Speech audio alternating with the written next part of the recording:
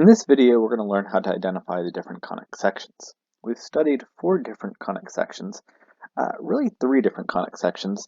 The circle is just a special case of the ellipse, but I'll call them 4 for now. We have the ellipse, the circle, the hyperbola, and the parabola. Those have been the 4 conic sections that we've been studying. The general form of a conic section is listed below: ax squared plus cy squared plus dx plus ey plus f equals 0. Remember, general form, we always have our equation set equal to 0 and multiplied out.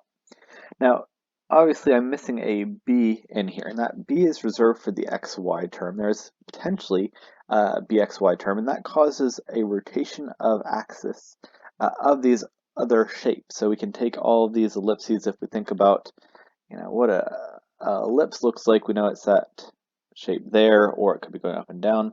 We've always oriented up and down or left and right, but these things could be sitting side to side, and that is what that bxy term would change. We're not going to study those right now. We're going to stick to just looking at this general form of a conic section, figuring out which of these 4 cases it is. So these 2 things right here tell me a lot. The ax squared plus cy squared, they tell me a lot. I'm going to concentrate on those x and y squared terms first. The first thing to note is that if a or c is equal to 0, meaning they're not there, then the equation is a parabola. If you're missing either your x squared or y squared term, then the equation must be a parabola. You do have to have one of the two. If you didn't, if we just had the x and y and then a constant, that would just be a line. That wouldn't be a conic section. So if we have the x squared and y squared term, then we're going to look to see what these 2 coefficients are, what they are in terms of numbers. So if a and c have the same sign, then the equation is a circle or an ellipse. So then we need to figure out which of those 2 it is. If a and c are the same number,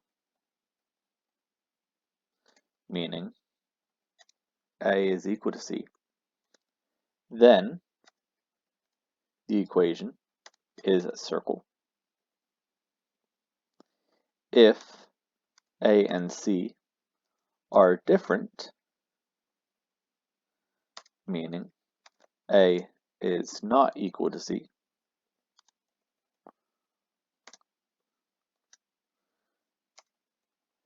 then the equation is an ellipse.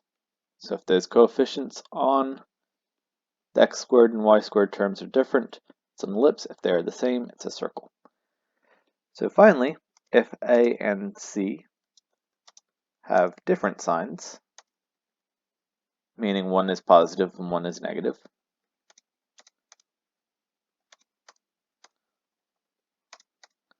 well then the equation is a hyperbola.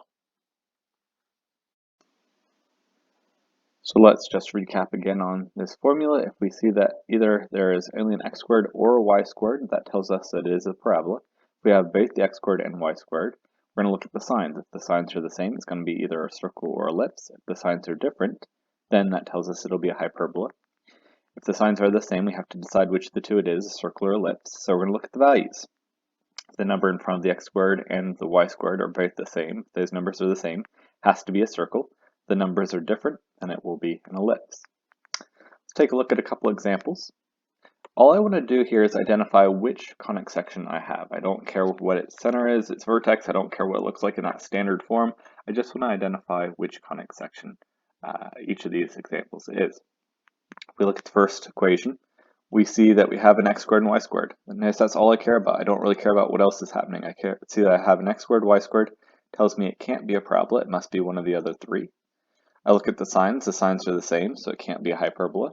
And because 3 is not the same as 5, that tells me this must be an ellipse. If we look at the second equation, well, now we only have that y squared term. I don't see an x squared term anywhere in here, so that tells me this must be a parabola. Third example, 6x squared minus 3x plus 4y plus 6y squared. Again, I don't care about anything other than the x squared and y squared.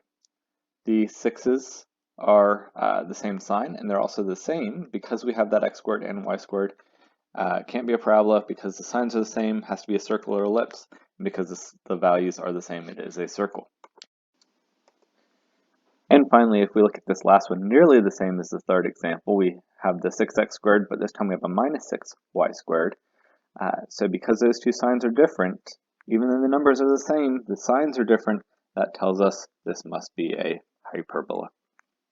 So that is how we can quickly and easily identify which conic section we have.